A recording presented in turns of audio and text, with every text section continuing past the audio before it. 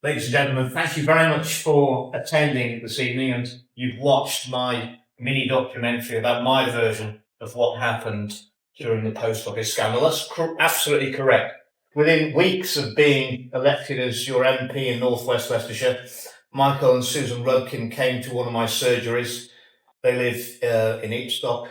He was the National Federation of all sub-postmasters. He'd been the sub-postmaster at Ipstock Post Office for many years, successfully running that. He handed the post office over to his wife, took on that national role. And you imagine, as a newly elected MP, sitting down, seeing two people who come into your surgery. I thought they were broken, elderly people. They're about 10 years older than me. They were absolutely crushed by the experience that they'd had. And their story was unbelievable. It was a story of government cover-up, conspiracy, big corporations, fixed convictions, confiscation of their assets. And the first thing I did was I looked at these people and thought, why are you here? If you're not telling me the truth, why would you have come to see me and put yourself through all of this? Because you're convicted criminals. And the only conclusion I could come to is when you looked at them, they had a spotless, blemishless record. They're pillars of society before this. And I went to Parliament and I asked other MPs, has anybody else had a sub-postmaster who's run the post office for years and years and years and no problems, suddenly being convicted of fraud? And mysteriously, there was. When we got 5 MPs together, there were 2 Labour MPs, 3 Conservatives. I was one of them. We formed a group called the Post Office Review Group, and we got to meet with the Post Office. We got to meet, it's post 2010, Sarah Reynolds, who was the head of the Post Office, and we got to meet the sub-postmasters and hear their gripes. And the sub-postmasters were all very open and very, they answer any of our questions. But whenever the head of the Post Office came to see our group, she always came with 2 lawyers either side of her. And was very careful about the language that she used. She checked everything with her lawyers. It was anything other than transparent. And the Post Office stuck to their guns for a very long time, saying that there was absolutely nothing wrong with the Horizon system. In fact, they said it was bomb-proof. Perfect system. And I got them into a position where it was undoubtedly so perfect that I could get forensic accountants in. I said, well, in that case, you'll have no problem if we'll sort this out once and for all. We'll have some forensic accountants go in and check the system. And I didn't want it to be Deloitte's or KPMG or one of the big boys, because if they found something, they would have been bought off with another contract. And I managed to get Ron Warmington, who was recommended to me. I met him through the Institute of Directors, where I used to be the regional chairman of. It was the last thing he was ever going to do in his career. It was his own firm, and I knew he was a man of high integrity and he'd do that. And I told the government, and the Post Office got into a position where they had to agree. Oliver Letwin was in that group of 5. He was the advisor to David Cameron at the time, and he was Secretary of State in the Cabinet Office. And he said that they were going to make the Post Office pay for the investigation, pay Ron Warmington's firm second sight for the investigation. I immediately raised the concerns. I said, well, if you do that, you let the Post Office pay for their own inspection. The moment that Ron and his team find anything, the Post Office is going to say, well, shut that down because we're paying you. I said, the Cabinet Office has got to pay for this, so it's an independent investigation. And I was overruled at the time by the other MPs and the government. And ultimately, that's exactly what happened. Within months of Ron going in there, he was finding bugs in the system. He was finding faults with the system. His reports were being redacted by the Post Office before they were being released to the MPs or the public. And he told me all this. And he's a very brave man. And he leaked all the reports to me, unredacted. And the Post Office tried to sue him for breach of contract and put him in prison as well for actually releasing the truth. Then we had the Fujitsu whistleblower came forward, and what Michael Bridgen told me on that first surgery was that he'd gone down to Fujitsu as part of his duties representing all the sub-postmasters in the UK. He thinks that he'd signed a visitor's book and gone into their headquarters in Bracknell, down south. He thinks that they mistook him for someone else. And instead of just showing him some things, they showed him everything, including the alteration of the Horizon software. And he used Horizon because he'd run a post office for many years, so he knew how it all worked. And he knew that every time one of his members ended up in court with a deficit on their computer, they always said, well, there's nothing, no one can alter these computers. You've signed, you're responsible. It's either you or one of your staff has stolen the money, in which case you're liable, etc., etc. And when they discovered who he was, they threw him out of the building. And when he drove home to Ibstock, he was thinking about everything he'd seen, arrived late home, him and Susan got into bed, and they were woken up in the morning by a post office inspector claiming that there's a 44,000 shortfall that appeared on their computer overnight. And accused Susan, she was convicted of stealing money she'd never... Now, you might think that's quite a coincidence that the day that he uncovered exactly was shown accidentally all the evidence of what was going on in 2008.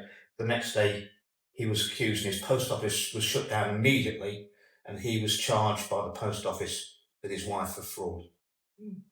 I don't believe in coincidences anymore. That wasn't an accident of the system. Someone had decided to discredit my constituent, and that will all come out at the public inquiry, I hope. Despite the fact that I was the first MP to ever raise this in Parliament, and I've written to the public inquiry that's still ongoing, Judge Wynne Williams, I write to him every 6 months and say, when do I get to give my evidence? And they said before Christmas, but they didn't tell me which Christmas, and it wasn't last Christmas.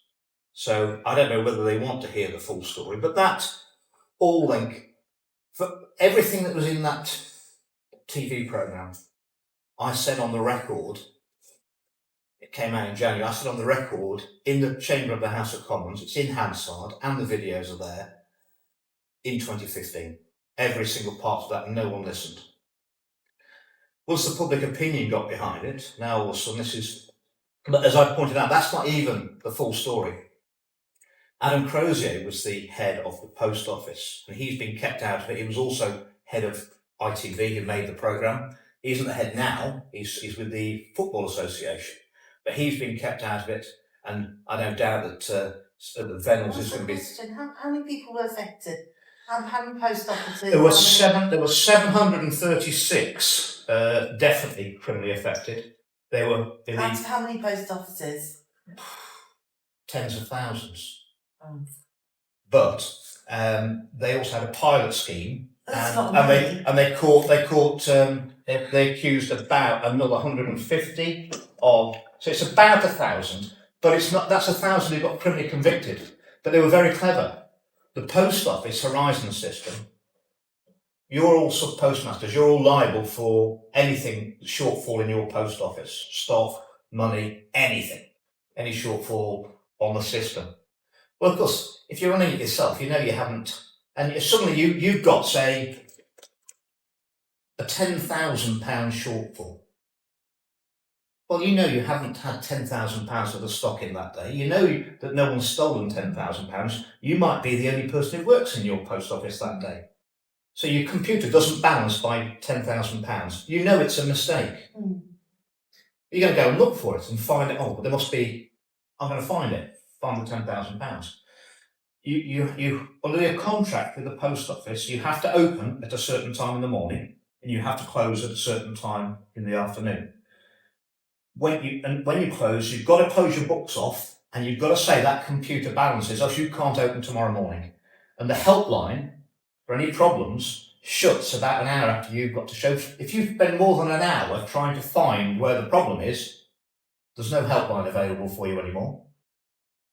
You've got to open tomorrow morning, else you're in breach of your contract. You know you haven't stolen the £10,000, and it might have been £20,000, or it might be £44,000. Yeah? Which is a ludicrous amount of money. So you know it's a mistake, You just can't find it tonight. The helpline's closed, so they closed the computer off, set it balanced, and then started looking again the next morning. Then the post office has got you for false accounting because you said the computer balanced, and they always threaten every single one of them with, well, we've got you for false accounting anyway. And bear in mind that the post office did not have to go to the police and the CPS. They had prosecution powers, so they didn't go any of those, no investigation. The post office just put you straight into court, and it would be the Crown versus Mrs. Rudkin, and the judges come out and the barrister will stand up there. You've got all the power of the state against you, all the money and power of the state against you, and the barrister's going to stand up there and say, the system's absolutely fantastic, no problems with it, so it's only you, so you must have taken the money. And you'd have stolen from yourself, knowing that any shortfall at the post office, you were going to be liable for anyway, which is ludicrous. And later on in the investigation, we actually found a small post office in the Highlands of Scotland, probably about the size of a broom cupboard. And he got up one morning and he had a £1 million shortfall. That would have been about 10 years turnover of the post office. Yeah? That was. And when we actually got into it and found out how it was all being done, the Horizon system was brought in by Tony Blair in the late 90s. It cost the government £800 million to develop that software at the time. It was designed for the post office to pay benefits out, and they could never make it work. So they didn't want to write off nearly £800 million. A lot of money today, even for government. There's a lot of money 25 years ago. So they converted it into a retail package and gave it to the sub postmasters and say, you have to use this and it's perfect. And every one of them knew that it was full of glitches because they'd never be able to make it work to pay the benefits over. So when it was introduced, they knew it. And all those politicians who introduced it, it's been red ones and blue ones, they all knew. And they let 1,000 people get criminally convicted. Many of them went to prison. Mrs. Rudkin didn't go to prison, but she had to do 400 hours community service and she had to wear a tag, and she lost her reputation. They tried to take the house off and just stopped. Now, that is still not being sorted out. It's not being sorted out. We're now putting legislation, and we voted on it on Monday, to blanket release all the sub-postmasters from criminal convictions. Because of separation of powers, you'd normally have the legislature, the MPs, they make the laws, and the judiciary, the only way you get a criminal conviction overturned is you have to go back to court and they acquit you. Unprecedentedly, because they're so slow at doing it and there's so many people, 1,000, we're going to do it through Parliament, which is interesting. But it's not all about that, because Mrs. Rudkin, I got her, she was one of the first 9 in the UK to have her criminal conviction overturned, and it was overturned in a court. And that was in December 2020. Well, I'll tell you, and it's all about paying the compensation out, isn't it? Mr. and Mrs. Rudkin haven't had their compensation for 3.5 years on from having her criminal conviction overturned, so I haven't got the compensation. So, a story that as a very Green MP on the first few weeks of being elected, which turned out that it was a conspiracy theory, wasn't it? And there's been quite a few of this since. When I exposed, I've always told this constituency we were blighted by HS2 that it's never going to happen. It would always end up too expensive and they'd end up cancelling it. And the blight that they caused across this constituency, the properties, the lives that have been ruined, we know about that. I'm the only MP who had to sell his house to HS2. They gave me £500,000 less than it owed me, and £310,000 less than I paid for it 5 years before. Yeah, and the whole system of buying those assets is completely fraudulent, and always ensures that the householder, the landholder, never gets the right money. And I've explained this to the government. They don't want to listen, but I mean, it's how it works. They give you a list of 10 values, the same 10 values for HS2, all up and down the country. You don't know them, madam. There might be some names you recognise, like Savills or Knight Frank, but it's all the London offices. You don't know any of the individuals. They've got no local knowledge. And this is the same 10 values that will do every property all the way along the line, the whole of HS2. It's supposed to be impartial. And you choose one, and HS2 pays them to come and do a valuation of your house, your land, or your factory that they're going to buy. And they choose one. HS2 chooses one, and the deal is they both come out, do their valuations, it's all paid for by HS2, and if they're within 10%, they split the difference, and that's the price they're going to pay. If it's not within 10%, you choose another valuer who comes out until you get two within 10%, and then you split. And that sounds fair, doesn't it? Sounds fair. But think about the psychology of it. Mm. You're the householder or the property owner or the factory or whatever, having your property bought by the government. The chances are you're only ever going to use them once. So the moment, and they don't mean anything to you. They're just 10 names. You're going to pick one. So I'll have Savills or whatever, Was it right? a compulsory purchase? Was it a form of compulsory purchase? Form of compulsory purchase. And so you go to them and you say, I'll just got Savills. And in choosing that valuer, and it's going to be paid by HS2, you've done all you can do for them. They're never going to see you again. They're going to come and do a valuation. Unless you've got multiple properties all along the line, you're never going to use them again. You're certainly never going to use the London office.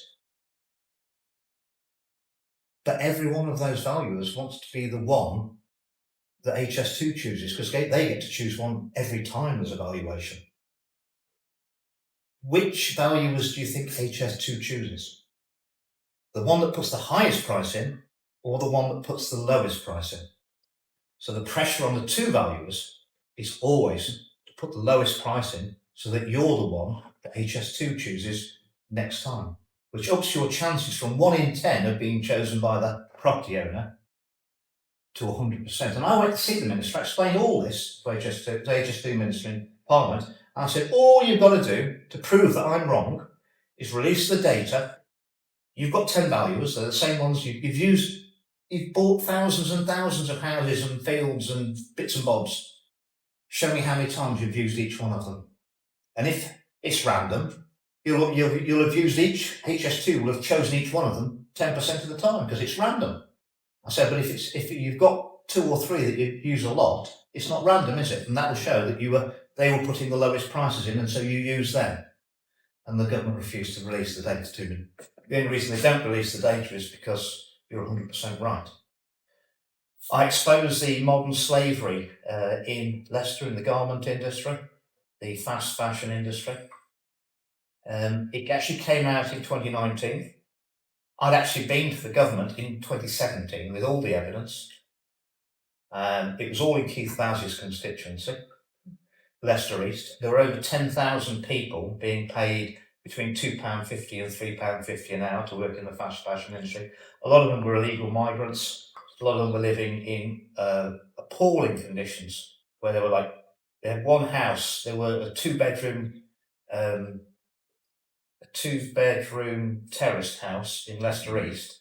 There were 16 single bed mattresses on the floor, one toilet, one bathroom between them. And there were actually 32 people there. They were doing hot bunking, all working in the same sweatshop. 32 people in a 2-bedroom house on shifts. I mean, and I went to Sajid Javid when he was the Home Secretary, and I had a meeting. You can always tell when they don't want anything, then they're not comfortable, because there'll never be any civil servants there. It's only me and the Home Secretary. And I went through everything and all the evidence I'd got about what was going on at Boohoo. And he listened to me. Bear in mind, he was the Home Secretary. And at the end of the meeting, he turned around to me and shook his shoulders and said, Andrew, that's what Keith Vaz does, isn't it? And he was the Home Secretary. It came out because of COVID, because of the conditions that they were working in. And they were more keen on making a thing about that. And so that's why it came out. And there were never any proper convictions of any of that. But all I'll say to you is that when I made the accusations, Boohoo's share price was £4.50. It's about 40p today. So the market knows. And there's a court case going on in America, which is extremely embarrassing to this country, where the Americans are looking to ban Boohoo products. And that's also, I saw it first, Pretty Little Thing, all that stuff. That's all the same group. From being exported from the UK to America because of the conditions that the workers are in the UK, creating those products. I mean, how about that? Where they're actually that's going through the American courts now to ban the Boohoo Group's products from being exported to America because it's unfair trade because they're not paying the workers sufficient. And the last con that they've got, when I'd exposed it all, the people being exploited in Leicester came and told me that we are now being paid the minimum wage with pay slips. Yeah, but we're getting paid in cash. They're paying us 6 weeks behind, and we have to go to the cash point the same day we get paid. We're getting paid into the bank, and within the same day we get paid, we have to go to the bank and take half the money out in cash and give it back to the business. So we're still only getting paid half the money. But that's how they get around the paperwork of the pay slips and the hours saying they're paying the minimum wage. And we move on from there to the latest disaster, which is the vaccine rollout. They call me an anti-vaxxer. I'm double vaxxed. They really hurt me. I had 2 AstraZeneca. I was really ill after. I had to go to the doctors. Went to hospital after the second jab. I've got major autoimmune problems. I've never had hay fever in my life. Straight after the jabs, I now have chronic hay fever. Came out in hives all over my body for 7 months. I've got numerous food allergies and problems with that. And I speak to lots of my friends who have the jabs as well. And they used to have a little bit of eczema. Now they're covered in it. Psoriasis, covered in it. A guy I know from Leicester, Michael, he's a Sikh. And he said, you never know. He said, I've always had a bit of skin problems. I said, well, I never noticed. I've known you for 10 years. He says, yeah, but look how they are now. And he pulls his shirt up, and because he's brown, it looked like he got those Tongan tattoos all over his body. He got psoriasis. He said, look, it's on my face now. I mean, these are all your immune system being damaged.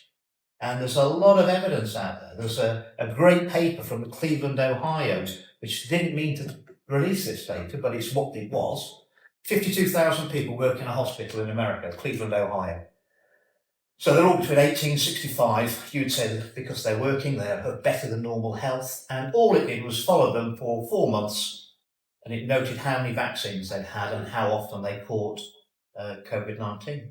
And that wasn't the data that they wanted to release. They were looking to prove something else, but they released the data, and when you analysed it, it was very clear that the people who in the hospital who were least likely to get COVID were the unvaccinated. And then it was the people who had 1 jab, 2 jabs, 3 jabs, and 4 jabs. They were all far more likely. They got COVID more often. That's because the vaccines are actually damaging our immune system. Those of us who take them, they're damaging our immune systems. And I remember I had a Zoom meeting with Pfizer in November 2020, before the vaccine rollout. It was a virtual meeting. They were in America. I've never met anybody like these people. These people, I've got no empathy with them. And they said in that meeting to a load of MPs, and I was one of them, you will have to take these vaccines every 3 months for the rest of your life. They knew they weren't going to be effective. They knew that they weren't going to protect you from COVID-19, and they were laughing. They knew. They absolutely knew. The fact that it took me 26 attempts to get a debate on excess deaths.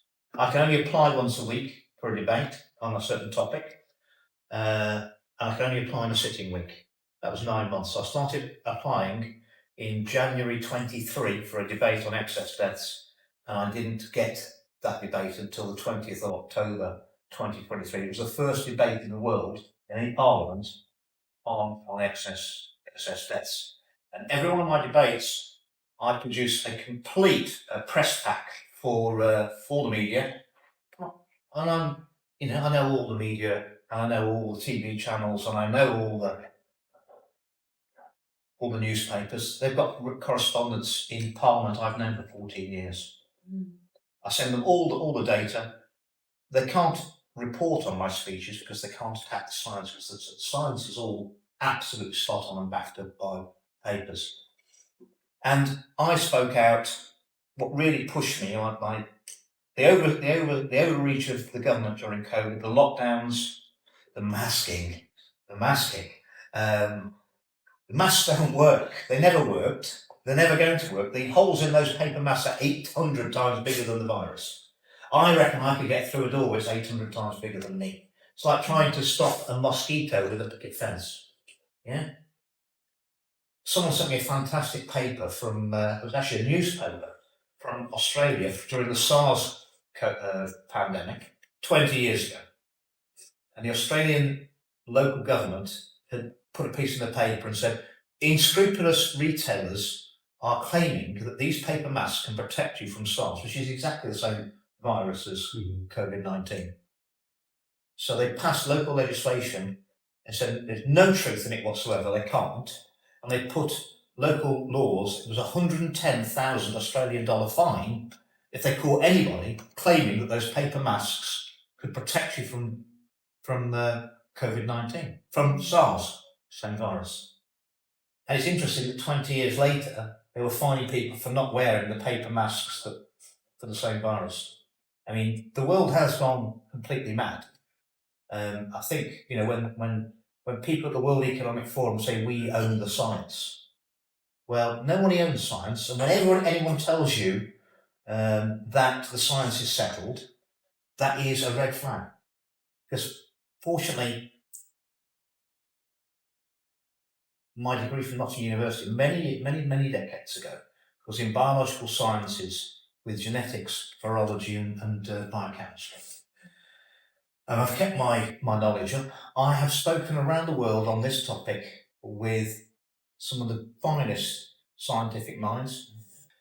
I've spoken with, on the same stage as Dr. Robert Malone, the man who discovered the mRNA technology, Dr. Pierre Corey, who's been instrumental in proving that ivermectin and hydrochloroquine are very efficacious against COVID-19 and should never have been withdrawn.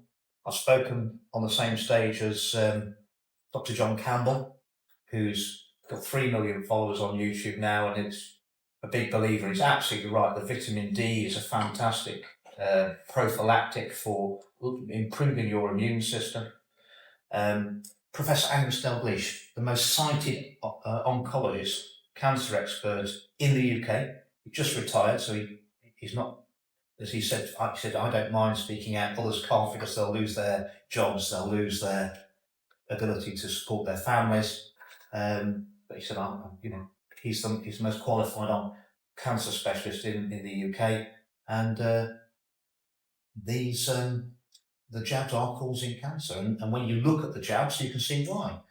They're damaging your immune system. Anything that damages your immune system, because it's the same immune system that fights off disease, also sorts all the cancers that we all get every day. So that's bound to be damaging. But those mRNA vaccines, the Pfizer and the Moderna, unfortunately, they've got a lot of contamination in there. We can prove beyond any doubt whatsoever that the vaccines that Pfizer and Moderna got approval for were not the vaccines that they produced. They actually produced the mRNA for their trials using a PCR test, which multiplies it up just the same as it does to give false positives, because you can multiply it up enough times, you can find something of something anywhere. We've probably got, there'll be billions and billions of viruses floating around this room now, which we could find out. And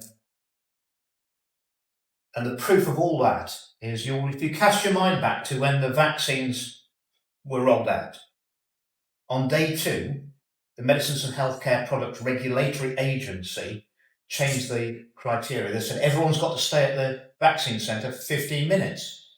They didn't say it on day 1, they said it on day 2 of the rollout. Why was that? That was for the risk of anaphylactic shock. Why weren't they expecting it? Because there was no anaphylactic shock in the trials. You only get anaphylactic shock when you've got endotoxins in the vaccine, and you only get the endotoxins come when you've cultured the vaccine up, the genetic material up, in bacteria like Escherichia coli. The trials weren't done like that. They produced the a very, very clean genetic material, the mRNA, is a PCR machine, which is very expensive. That wasn't the way they produced any of the vaccines. They produced them in bacteria. They got impurities in there. That led to anaphylactic shock, and that shows you that the vaccines that they put out were untested. They might have had some of the same material in there. Because they were produced in Escherichia coli, they used plasmids, which is inside the bacteria that produce the mRNA for them automatically. Well, they have to get that out. It's very hard to get out and very expensive. They didn't bother doing that. Now, if you test the vials, and then all the genetic material is surrounded by a lipid nanoparticle. That's to get it into our cells, because we've got a fat layer around the outside of every cell of our body. Fat likes like, so that it allows the genetic material to pass through into our cells. If you test the vials, there are limits on how much DNA is supposed to be in there, as opposed to the modified RNA. And you'll find very little. That's because the DNA is also coated in lipid nanoparticles, so you can't test for it. If you use a detergent on the vials, you wash off all the fat, same as washing the pots, and then test it, you've got 30%. And that DNA will go into the nucleus of your cells, just like the mRNA, but that can integrate. And if that integrates into a gene, it's really that can then set that cell off on the way to cancer. And there are billions of pieces of DNA in contamination in all of those vials. Pfizer are even worse, because in the plasmids they also introduced the SV40 promoter region. SV stands for simian virus. It's known to be linked to cancer because it actually promotes the DNA to go straight into the nucleus of the cell. And they never declared that to the regulation. It was picked up by an independent expert that found that. That would be enough, the smoking gun, to withdraw these vaccines. But there is no political will to do so. Now, those are proven facts. That is, and I've said it all in the chamber of the House of Commons, just like I said about the post office 12 years ago, 13 years ago, but nobody listened. As I say, we don't have 10 years on this one. Well, understand. So, where do we go from here? Well, I got thrown out of the Conservative Party for speaking out on the vaccines, and I'll share with you exactly what they said to me. They wanted me to shut up about it. Just like they really didn't want me to talk about the post office, just like they didn't want me to talk about the modern slavery in Leicester, just like they didn't want me to talk about the huge fraud that is HS2 being perpetrated against it. And I sat down with the party grandee who was allotted to me. They'd already suspended me. And I said, look, these are my concerns. I'm also concerned about the use of midazolam and morphine, NICE guideline 163, which I believe euthanised tens of thousands of the vulnerable elderly out of hospital when they were moved to care homes to create the first wave. Midazolam is a respiratory suppressant. It was put down as a treatment for people suspected of having COVID. COVID is supposed to be a respiratory virus, which makes it hard to breathe. Why would you give a respiratory suppressant? And it's even more of a respiratory suppressant when you mix it with an opioid. Why would you give that to someone who was struggling to breathe? It was withdrawn, and the midazolam was taken out of it, NG163 successor NG191, on the 30th of November last year. After I raised it, they took it out. And of all of the protocols, all those NG's NICE guidelines, on NICE's website, you can find every NICE guideline there's ever been, except for NG163, which has now been deleted off the website. It's the only one. Every other one's there. All the ones that have been, the historic ones, are all there for reference, except for NG163. And when I asked the government, I said, look, just a written question. Can you tell me how many vulnerable elderly were moved out of hospital in March, April 2020 to make way for the expected first wave of COVID patients who never came. Hospitals were empty. And you moved them to care homes and nursing homes. How many? And the second question is, how many had died within 7, 14, 21, 28, 56, 72 days? And on their death certificate, it said A, died of COVID-19, or B, other causes. The government came back to me and said, we hold none of that data. So they're telling me they had no idea how many people were moved out of hospital to make way for the first wave of COVID patients, and they haven't got any idea what happened to them. Well, I've got a pretty good idea what happened to them. And of course, if you were given the levels of midazolam and morphine, and bear in mind that midazolam is one of the drugs that they use on death row in America with the lethal injection, they were all put down as COVID deaths because they all had respiratory suppression and would have stopped breathing. The doses were absolutely massive. Some of the first court cases on that are going to coroner's court now, but they're being delayed, probably after the next general election. On top of all the things that are facing us now, we've now got the WHO trying to have a power grab, which will effectively, if they get what they want, it really won't matter who you elect at the next general election, because as soon as they release another virus from a lab, they're going to declare a public health emergency of international concern, and an unelected, unaccountable, non-tax-paying, immune from prosecution person, whoever Bill Gates and the Chinese Communist Party decide to put at the head of the WHO, they will be in charge of every aspect of our lives. They'll be able to tell our government whether we're going to have a lockdown, a vaccine mandate. They've done no investigation into the advice they gave the world, which was only advisory during the COVID-19 pandemic. So sure are they that they made all the right decisions, and they're talking about mandatory vaccines developed within 90 days. That will be the same messenger RNA technology that has failed the country so badly. And what forced me to speak out was when in November 2022, when the Medicines and Healthcare Product Regulatory Agency said that they wanted to vaccinate down to babies of 6 months. There's no healthy children under 11 have ever died of COVID-19. But we already knew that the severe adverse event rate from these vaccines is 1 in 800 from the Pfizer paper. The exact figures are 1 in 992 for Pfizer, and it's 1 in 662 for Moderna. And you would expose young children at no risk from COVID. We're supposed to look after our children. I expect to make sacrifices for children. Do not expect children to make sacrifices for me.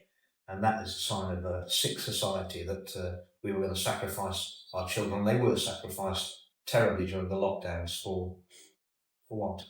When Granny was being killed by midazolam and morphine anyway. And what we've actually got now is that Mum and Dad are dying because it's, I declare interest, it's 50 to 64-year-olds that are getting hammered the most now, the 13% excess deaths for the last 2 years in that age group. There are many, many questions to be answered, but our Parliament's going to vote the WHO treaty through. I've just posted online last night, 49 brave American senators have told Biden they don't want any of that. And I think there's only about 150 senators in the whole of America, so their upper house. That's a third. I mean, that's damn good. That'd be like 200 MPs being willing to stand up and say, we shouldn't be doing it. But they won't. The debates you can have on these issues, so many things that your Parliament, my Parliament, doesn't want to talk about. They don't want to talk about excess deaths. They don't want to talk about vaccine harms. They don't want to talk about net zero. They don't want to talk about the WHO treaties. Just so many things that we just forbidden to talk about and never get mentioned hardly at all in the press. And before we go on to Q&As, we're going to have another little film, only for 5 minutes. What I'm going to say to you is, on my life, this is what they said to me before they threw me out of the Conservative Party. But I'd explained all my concerns. They said, Andrew, There is currently no political appetite for your views on the vaccines. There may well be in 20 years' time, and you're probably going to be proven right then. But in the meantime, you need to bear in mind you're taking on the most powerful people in the world with all the personal risk for you that will entail. Well, at that point, I left the meeting. And the rest, as they say, is history. Where we go from here will be very much down to you and my community at the next general election. But how will that make any difference? You're just one person. No, that's not meant really. Well, I mean, you. The truth will come out. The truth will come out. And you say, well, this is fantastic. It's a conspiracy theory. Well, I actually looked into thalidomide.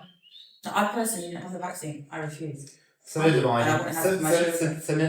Very wise. Thalidomide was withdrawn in 1961.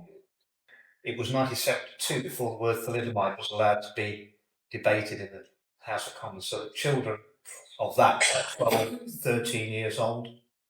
And when I looked at it, thalidomide was made by a company called Chemie Grünenthal from Germany. And it was developed after the war.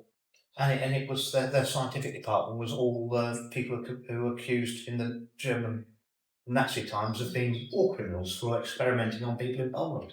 Their head scientist was a guy called Heinrich Mulker, who was accused of war crimes in Poland, but they weren't proven, and then he became the head of research at... But to answer what she was saying, I think like 5, 10, maybe 15 years ago, you'd never think of voting for an independent. They were...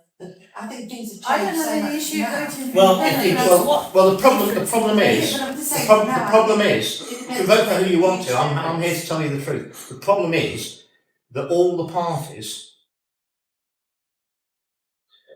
are pretty much controlled.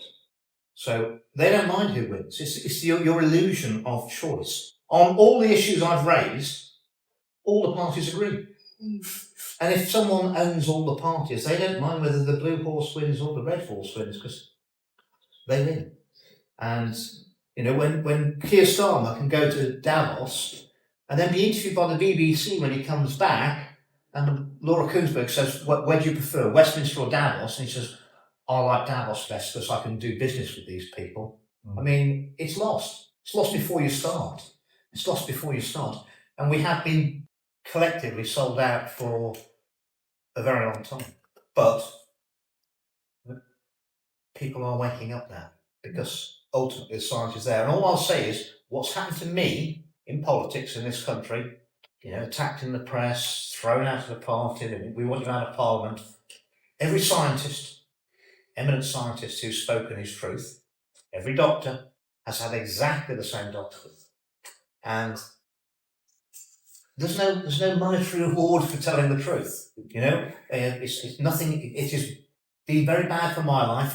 It was very bad for Dr. Robert Malone's life. Asim Malhotra, he's had phase 3 GMC inquiries trying to throw him out. David Carlton's getting he's another one against him to throw him out as a doctor. And these are people who, despite that, will still stand up and tell you the truth. And I think that's really powerful, whether that's Angus Delvisa. Norman Fenton is a statistician. He was at St Mary's University. He was the head of the Turing Group, which is like worldwide best at number crunching. He's the world expert on Bayesian regression of analysing numbers. And he did all the numbers and said, yes, vaccines. And they threw him out of his university. I mean, this is absolutely crazy. Come on in, man. Sorry. Sorry. Yes. So we're going to have another little film, and then I'll answer any questions you want till the end. Okay? We switch the lights on? Yes, please. Are you comfortable? Yes.